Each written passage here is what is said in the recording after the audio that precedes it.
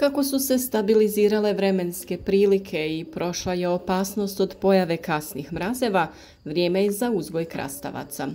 To su biljke koje zahtijevaju nešto više temperature zraka i ne podnose niske temperature koje na njima mogu učiniti veliku štetu.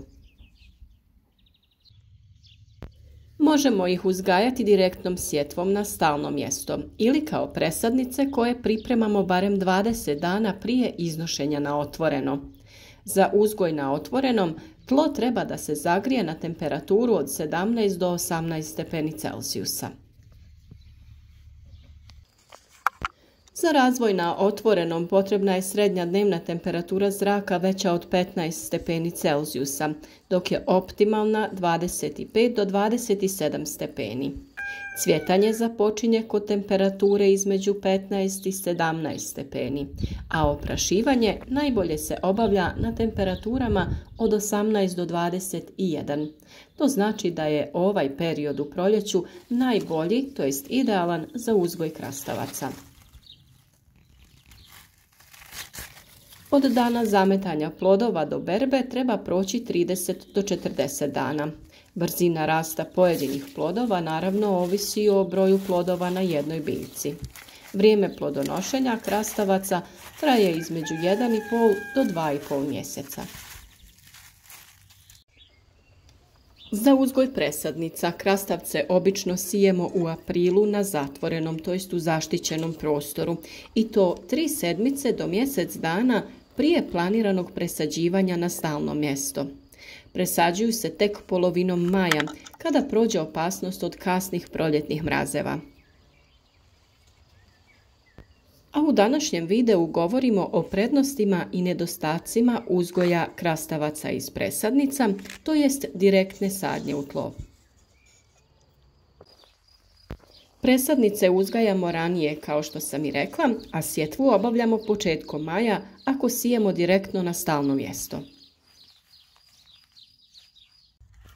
Tokom uzgoja presadnica, ako su nepovoljni uslovi uzgoja, odnosno vlaga zraka veća od 85% i velika temperaturna razlika između dana i noći, treba pripaziti na pojavu bolesti, jer krastavac je jako osjetljiv na gljivična oboljenja.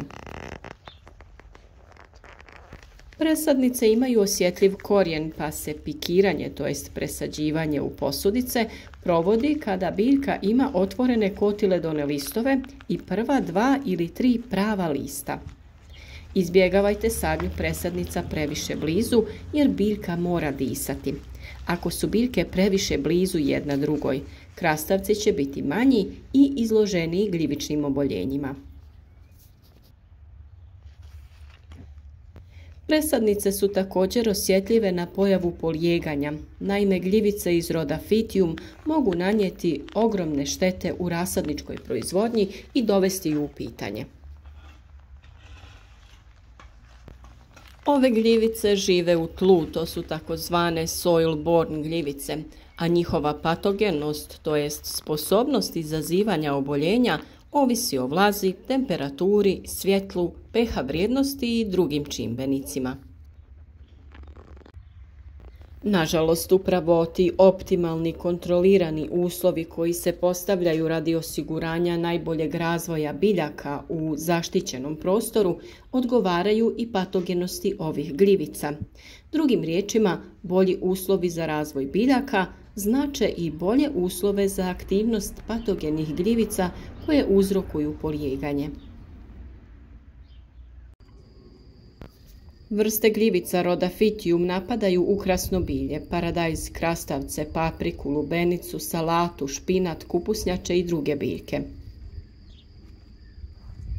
Biljke su obično napadnute u zoni korijenovog vrata ili prizemnim biljnim organima, a simptomi se javljaju u obliku truleži, paleži krijanaca ili tek izniklih biljaka. Napadnute biljke poliježu, a rast im se zaustavlja. O temi polijeganja rasada imamo poseban video, pa ukoliko imate tih problema, potražite video na našem kanalu. Presadnice krastavaca na otvoreno se iznose najkasnije 35 dana nakon što se razviju mlade biljke. Naime, ako zakasnite sa sadnjom, biljka će patiti od nedostatka hranjivih tvari.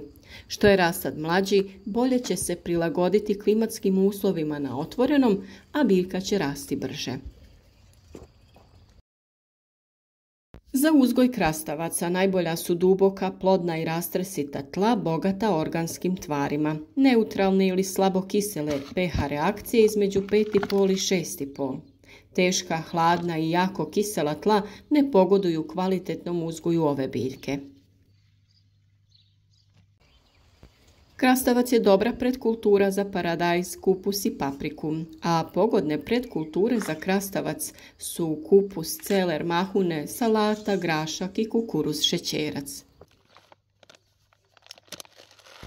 Kao glavni usjev krastavac se sije krajem aprila, a kao postrni tokom juna.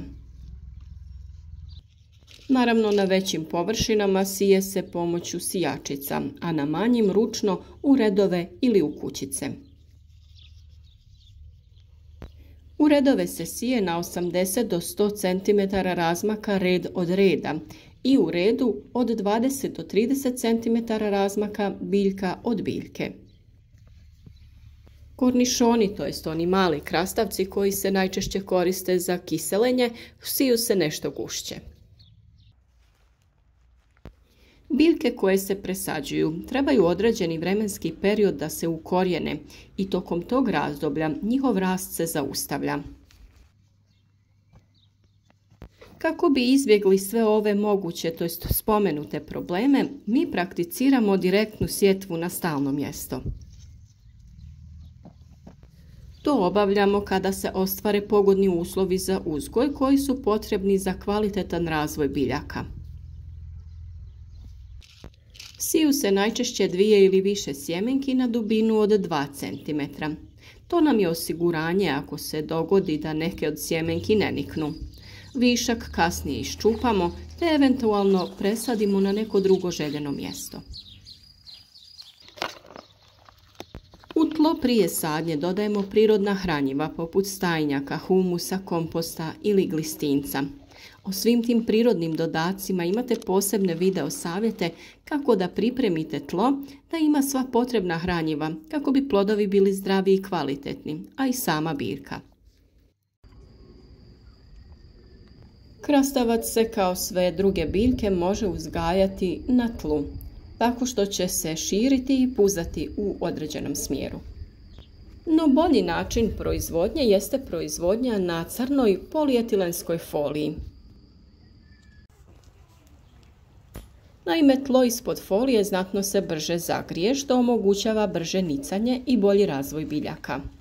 Folija također spriječava rast korova, a oblikovani su plodovi čisti, jer se većina nalazi na foliji, kao i sama biljka.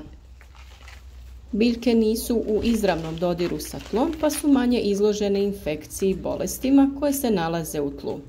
Istovremeno, sa polijeganjem folije mogu se ispod folije postaviti i cijevi za navodnjavanje po sistemu kap po kap. Najsigurniji način proizvodnje kojim se ostvaruju najveći prinosi jeste uzgoj na armaturi. Zbog bolje prozračnosti biljaka na armaturi manji su problemi sa bolestima, plodovi su čisti, a berba je lakša. Za armaturu se koriste stupovi visoki 2 metra, povezani žicom na koju se veže konopac ili se između stupaca razvuče plastična mreža po kojoj se biljka uspinje, a ukopaju se tako da im je vrh 150 do 180 cm iznad tla. Na donjem dijelu stabljike potrebno je redovno zakidati zaperke. Uz redove je također poželjno postaviti cijevi za navodnjavanje, te redovito 2 do 3 puta sedmično navodnjavati. I kod uzgoja na armaturi može se primijeniti polietilenska folija, a kad se biljke razviju, tlo se može pokriti slamom.